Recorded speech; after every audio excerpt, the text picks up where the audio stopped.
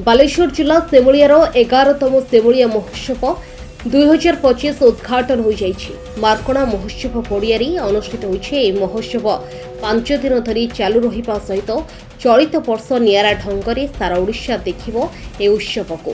प्रथम दिवस सेमुलिया विधायक पद्मलोचन पंडा सहित ग्राम्य उन्नयन और पंचायत राज मंत्री रवि नारायण नायक जोगदी उत्सवर पताका उत्तोलन करथिले।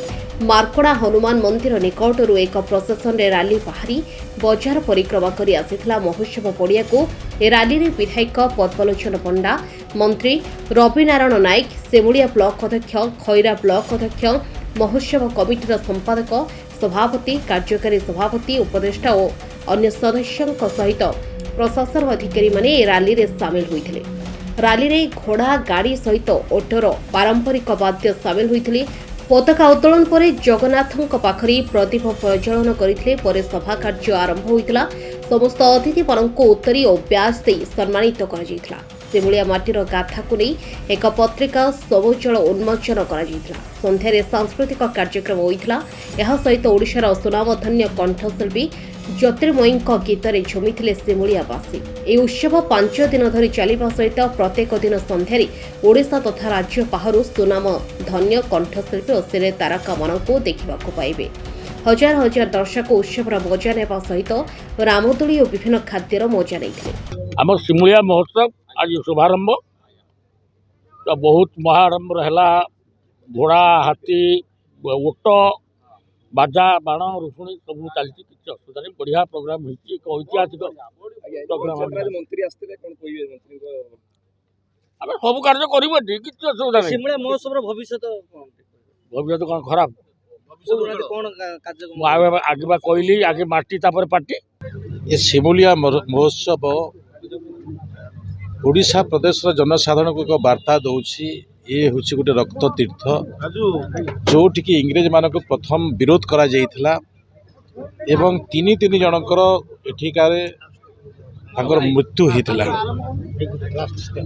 द्वितीय विषय हूँ एठिकार युवक एठिकार समाज शिक्षा क्षेत्र में जो अग्रगति करिसेंती निश्चित भाव में ओडिशार विकसित जो ओडिशा चिंतन करिसेंती 2036 मसीह एठिकार युवकर भी से विकसित ओडिशा रे प्रमुख भूमिका रहू।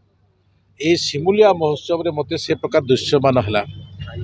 एवं सबुठार बड़ कथा हूँ एठिकार जो चाषी अच्छा एठिकार जो युवक अच्छा एठिकार जो शिक्षित लोक मानक अच्छा सेमानकर जो प्रकार आभिमुख्य अच्छी माटी प्रति आम देश प्रति ए प्रकार भावना जदि रहिबो आमे आग को आम देश को आम समाज को आम अंचल को उच्च को नहीं पारिबा। से प्रकार ए सेमुलिया महोत्सव गोटे दृश्यमान हो दृष्टि ए माटी को मो नमन करुछि। सेमुलिया खैरा दुईटी ब्लॉक रे गोटे निर्वाचन दुईटी ब्लॉक रो दुईटी वीडियो ना वीडियो 7 दिन भितर मो ताहा आमे तांको नियुक्ति देइछु। आज कथबार्ता मो होइछि मो कमिशनर सहित 7 दिन भितर से माने जॉइन करिवे। द्वितीय कथा होछि एठिकार पानी व्यवस्था रे भी आमे आगरे अच्छु।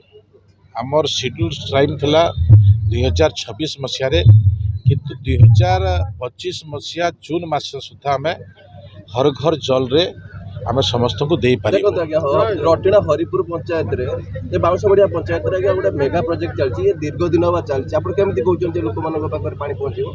मो पाखरे जो रिपोर्ट अच्छे मो जोटा आज कहूँ जे सबू कम सरी WTP इंटेक आपणकर पाइप व्यवस्था सब कम सरी आम जून सुधा आम कंप्लीट कर देखो पानी जो टांकी अच्छी 100-70% पानी टांकी अचल पानी टांकी अचल जदि से प्रकार अच्छी मुझे बसुची मुझे आलोचना करी। बालेश्वर सुशांत नाइक रिपोर्ट निरपेक्ष न्यूज।